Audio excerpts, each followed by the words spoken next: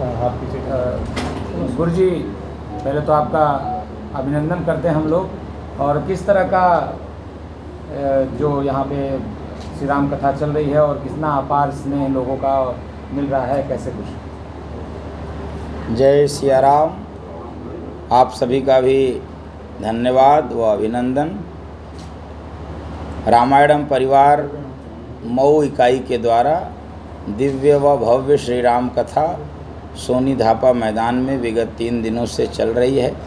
प्रतिकूल परिस्थितियों में भी, मौसम की भी प्रतिकूलता में निश्चित रूप से मऊ की श्रद्धालु जनता का, राम भक्त जनता का अपार स्नेह प्राप्त हो रहा है। ये हम सभी के लिए आह्लादित करने वाला विषय है।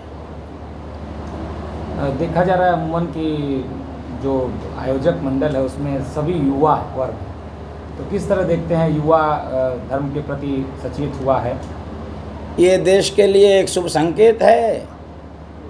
जब यह आक्षेप युवाओं पर लगाया जाता है कि युवा भटक रहा है, युवा बिगड़ रहा है, ऐसा वैसा हो रहा है, तब ऐसी परिस्थिति में मऊ के आयोजक मंडल की यह नवयुवकों की टीम निश्चित रूप से पूरे देश में एक आशा की किरण है कि युवा भटक नहीं रहा, युवा की ठीक सही दिशा व दशा हो रही है।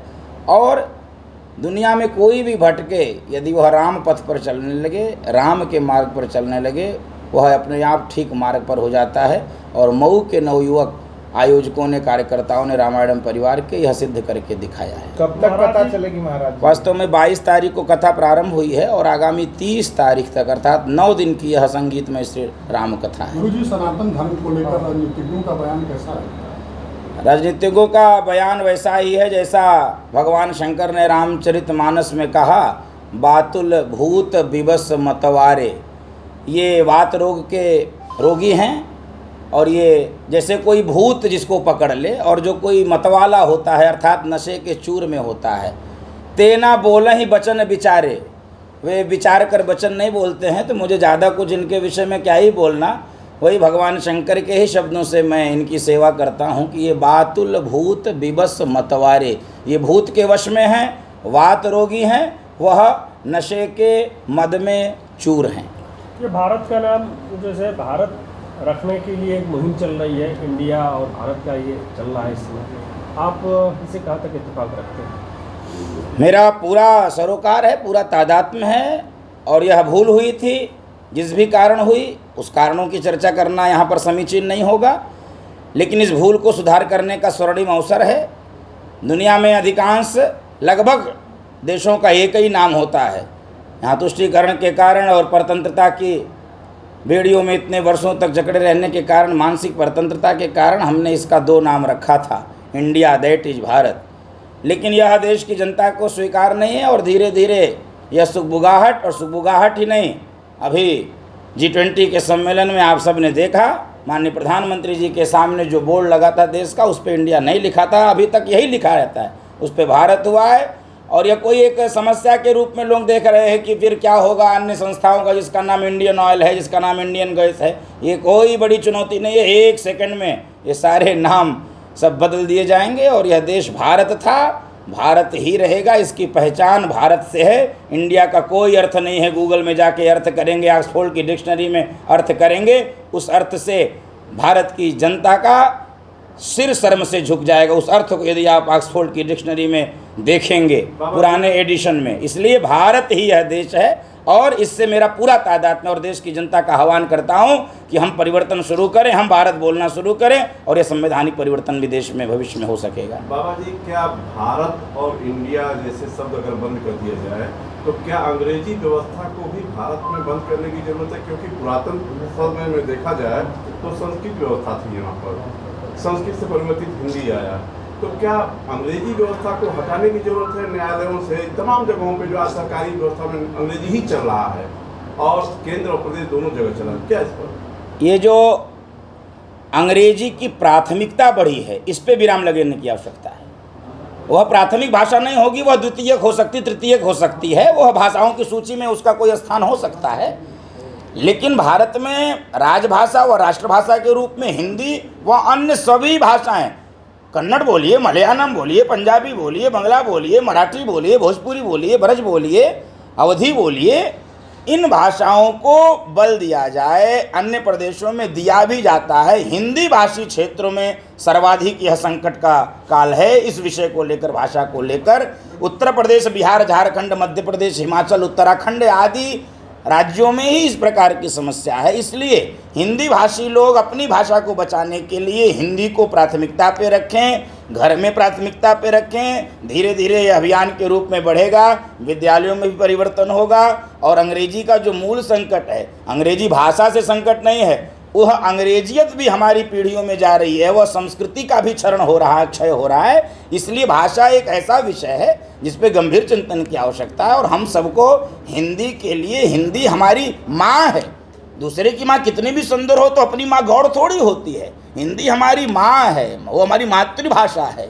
इसलिए उससे कोई समझौता करने की स्थिति किसी की भी नहीं बननी चाहिए। यह विवाद का विषय नहीं है, ये संवाद का विषय, और संवाद से इसमें मार्ग निकालना चाहिए। सनातन धर्म के प्रति जिस प्रकार लोगों का देश में आस्था बढ़ता जा रहा है पहले की अपेक्षा, और देश में सनातन धर्म की सरकार भी कही जाती है कि भारतीय जनता पार्टी अपने को सनातन धर्म वाली मानती है सरकार है, लेकिन इस सरकार में सरस्वती शिशु मंदिर और गुरुकुल नेपथ्य में चले गए। इनके प्रति सरकार का कोई रूप नहीं सामने आ रहा है, तो इस पे क्या कहना चाहेंगे आप? वास्तव में सरस्वती शिशु मंदिर और देश के गुरुकुल जो चलते थे वो स्वायत्तशासी संस्थाएं थीं।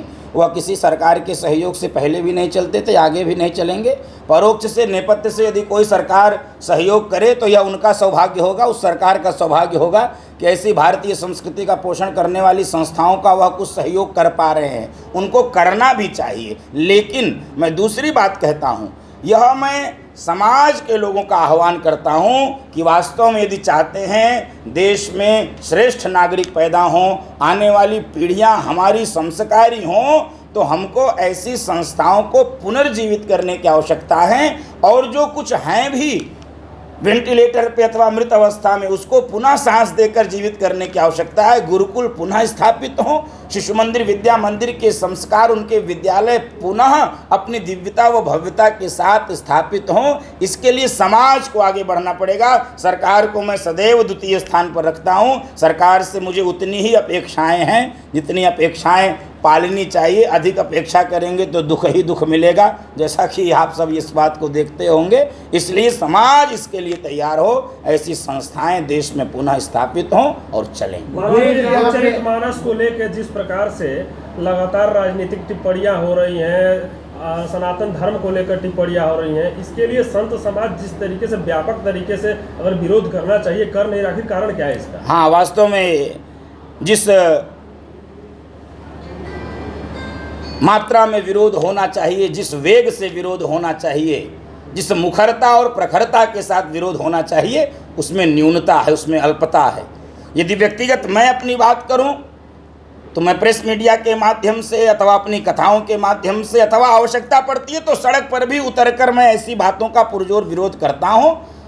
और मैं आपके चैनल व इस प्रेस के माध्यम से कहना चाहूँगा कि देश भर के संत इस विषय पर एक अनिवार्य आपातकालीन बैठक बुलावें, एक रणनीति तय करें, और इनको इस नाते छोड़ न दिया जाए कि इस देश में बोलने की स्वतंत्रता है। इस पर एकदम प्रहार होना चाहिए, कुठाराघात होना चाहिए। ऐसे अपराधियों को, पापियों को बोलने पर पाबंदी भी लगानी चाहिए। ये संत समाज को ये मुहिम के रूप में लेना चाहिए। ले रहे हैं तो बहुत अच्छा है, नहीं ले रहे हैं तो इसकी योजना बनानी चाहिए। महाराज जी, आपकी कथाओं में जब लोग सुनते हैं तो सामाजिक कुरीतियों पर भी आप प्रहार करते हैं। किस तरह देख रहे हैं कि उसमें जो कमी आ रही है या फिर बढ़ोतरी हो रही है, जो संदेश आप देते हैं? वास्तव में राम कथा जीवन जीने की कथा है। तो जीवन जीने के जितने पहलू हो सकते हैं, जितने पक्ष होते हैं, वो भगवान राम ने, वह पूरे रघुवंश ने अपने जीवन के मर्यादा के रूप में प्रकट किया, स्थापित किया है। तो मुझे लगता है यह राम कथा सामाजिक सरोकारों को लेकर ही होती है, होनी चाहिए। समाज जीवन के जितने पक्ष हैं, वह व्यक्ति निर्माण का पक्ष हो, वो परिवार को संगठित करने का पक्ष हो, वो राष्ट्र निर्माण का पक्ष हो, वो पड़ोसी को ठीक करने का पक्ष हो, वह कोई बेटी बचाओ के विषय का पक्ष हो, वो पर्यावरण प्रकृति को बचाने का पक्ष हो, वो परिवारों, संस्कृति, संस्कार, भूषी, बोली, भाषा को बचाने का पक्ष हो। अथवा किसी भी प्रकार की सामाजिक चेतना का पक्ष हो, उस पर मुझे लगता है व्यासपीठ से आग्रह होना चाहिए। व्यासपीठ से जो बात निकलती है वह जनता ग्राह्य करती है, स्वीकार करती है, व्यासपीठ के प्रति श्रद्धा होती है, आस्था होती है। इसलिए मुझे लगता है कथाक्रम के बीच में सामाजिक, सांस्कृतिक, राष्ट्रीय विषयों का निश्चित रूप से वाचन, गायन होना ही चाहिए। इसका दूरगामी परिणाम बहुत अच्छा होगा। वर्तमान परिणाम भी मैं बहुत सुंदर देख रहा हूँ। निश्चित रूप से परिवर्तन हो रहा है, आगे भविष्य में क्रांतिकारी परिवर्तन भी हो सकता है, यह मेरी आशा है। गुरुजी, आपने हिंदी भाषा की महत्वता और बढ़ाने की बात की, उसकी अधिकता को उपयोग करें। ऐसे में जब आप फ़ोन लगाते हैं तो कॉल सेंटर पर भी पहला नंबर इंग्लिश को बोला जाता है और दूसरा हिंदी दबाने के लिए दूसरा बोला जाता है, तो इस पहले और दूसरे के आंकड़े को कैसे खत्म करें? इसी बात को मैंने अभी अपने पूर्व वक्तव्य में बोला है कि हिंदी प्राथमिक हो। अब ऐसा परिवर्तन होना चाहिए कि हिंदी के लिए एक दबाव है, अंग्रेजी के लिए दबाव। ये इस बात को ही मैंने कहा कि हिंदी प्राथमिकता पर रहे। और इस देश का दुर्भाग्य है, जिस देश में 2 दबाने पर हिंदी आता है, उस देश में भाषा के उन्नयन की चर्चा करना ये थोड़ा कठिन विषय है। लेकिन हम लोग भी, आपसे कोई अंक पूछे, अपना मोबाइल नंबर बताइए, आप ही बोलेंगे अंग्रेजी में, आप डिजिट नहीं, आप हिंदी में। हम हिंदी बोल, हमारे अभ्यास में नहीं। हमसे कोई पूछता है आपका नंबर क्या है, मैं पहले बार यही बोलता हूँ 94 52 57 83 53। हमारा अभ्यास है, प्रयास करते हैं हिंदी में हस्ताक्षर करने का प्रयास। यह मुहिम है, छोटा मुहिम है। हिंदी में हस्ताक्षर किया जाए, अंग्रेजी में हस्ताक्षर न किया जाए। अभिवादन किया जाए, हिंदी में किया जाए। फ़ोन उठाइए, बोलिए जय सिया राम, बोलिए हरे कृष्णा, क्यों नहीं बोलते? बोलिए महादेव, हम नहीं बोलते। तो दूसरों पर आक्षेप लगाने से अच्छा है हम लोग परिवर्तन स्वयं में करें। और जब यह ऐसा अभियान प्रारंभ होगा तो ये जो कंपनियां होती हैं वो तो जनता पर आधारित होती, जनता को जो अच्छा लगता है वैसा वो बनाती, वैसा इनपुट देती, वैसा सॉफ्टवेयर डेवलप करती हैं। तो वो मजबूर होकर वैसा सॉफ्टवेयर डेवलप करने लगेंगे कि हिंदी के लिए एक दबावें। इसके लिए हम आग्रही बने, हम अपना हीन भावना हम अपनी छोड़ें, हम हिंदी के प्रति आग्रही बने। ये 10 साल से जो भाजपा की सरकार भी है